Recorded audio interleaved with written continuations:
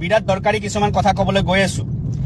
আমাৰ হজৰত মহম্মদক লৈ কিনে কিমান লেতেৰা মন্তব্য কৰিলে হিৰেন বোলাজন আৰু এজন নলবাৰী বুঢ়া এজনে আমাৰ হজৰত মহম্মদক লৈ কিনে বিৰাট লেতেৰা মন্তব্য কৰিলে কিন্তু এতিয়ালৈ কিন্তু 24 ঘণ্টা পাৰ হ'ল আৰক্ষীয়ে কিন্তু এৰেষ্ট নকৰিলে আৰক্ষীয়ে কিন্তু ব্যৱস্থা নকৰিলে আৰক্ষীয়ে দেখুৱাই দিলে আজি তাৰিখত যে আৰক্ষী আজি তাৰিখত নিৰপেক্ষ নহয় আৰক্ষী আজি তাৰিখত একপক্ষ আৰু আৰক্ষীয়ে এনেকুৱা কাম কৰিব বুলি আমি জানো আগৰ পৰাই গম পাওঁ যে আৰক্ষীয়ে কেতিয়াও এৰেষ্ট নকৰে কিন্তু ইয়াৰ পৰা আমাৰ বিশেষকৈ আমাৰ মুছলমান সমাজে বহুত কিছু কথা শিকিবলগীয়া দৰকাৰ আছে বহু কিছু কথা আমি কিন্তু আগন্তুক সময়ত আমি কিন্তু আমাৰ সলনি কৰাৰ বিৰাটে প্ৰয়োজন আছে আজি আমি যদি কোনোবা এজন আমাৰ মুছলমান লৰাই যদি হিন্দুৰ যদি ভগৱান বা দেৱী দেৱতাক লৈ কিনে বা শংকৰদেৱ মাধৱদেৱক লৈ কিনে যদি কিবা এটা বিতৰ্কিত মন্তব্য কৰি দিলে হয় আজি কিন্তু গোটেই অসম জুৰি কিন্তু সেয়া দল সংগঠনে হওক সেয়া কিন্তু কোনোবা বিধায়কে হওক সেয়া সকলো ৰাইজে হওক সকলোৱে কিন্তু প্ৰতিবাদ কৰি ওলালে হয় সকলোৱে মাত মাতিলে হয় আৰু অৱশেষত কিন্তু সেইজন লৰাই এৰেষ্ট হ'ব লগীয়া হলে হয় কিন্তু আজি চাব আমাৰ মুছলমানৰ আমাৰ হজৰত মহম্মদক লৈ কিনে বিতৰ্কিত মন্তব্য কৰি দিলে কিন্তু আমাৰ সংগঠনৰ মাত নাই আমাৰ কোনো ধৰণৰ বিধায়কৰ মুখৰ মাত নাই আমাৰ ৰাইজৰো তেনেকে ক'বলৈ গ'লে একোৱে নাই ক'ৰবাত দুটা তিনিটা কাৰোবাৰ গাত লাগিছে যদি মাত মাতিছে ৰাজপথত আহি কিনে হুলস্থুল কৰিবলৈ মই কোৱা নাই মই কৈছো যে এখন FIR দিবলৈ কাৰণেও কিন্তু বিধায়ক এজনৰ আজি তাৰিখত সময় নাই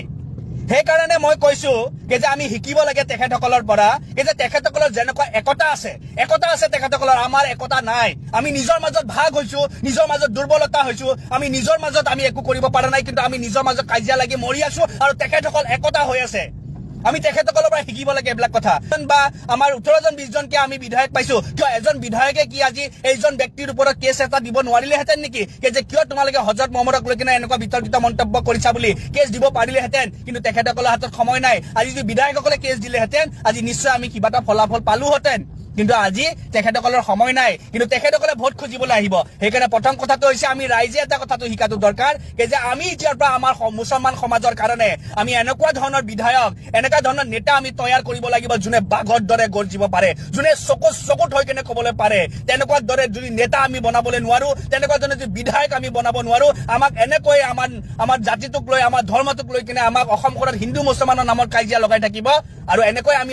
অপমান আমি লৈ থাকিব লাগিব আমাৰ প্ৰতিজন ল'ৰা ছোৱালীক আমি শিক্ষিত বনাব লাগিব আমি প্ৰতিটো ল'ৰা ছোৱালীক আমি সিদ্ধান্ত ল'ব লাগিব doctor engineer professor IPS as a scientist আমি তৈয়াৰ কৰিব লাগিব আমি সেইবিলাক সংস্কল্প ল'ব লাগিব তেতিয়া যাই আমি হয়তো আমি মান সন্মানেৰে আমি জীয়াবলৈ পাৰিম আৰু এইবিলাকক লৈ কিনে আজি মই ক'ব বিচাৰিছো আমাৰ মুছলমান সমাজে চিন্তা নকৰিব ভয় নকৰিব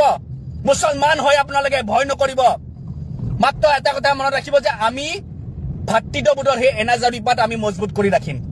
কোনোবাই ছিঙিবলৈ বিচাৰিছে কোনোবাই আমালৈ যুদ্ধ কৰিব বিচাৰিছে কৰি থাকক আমাৰ ধৰ্ম ইছলাম জাত আমি মুছলমান আমি কাজিয়া নকৰো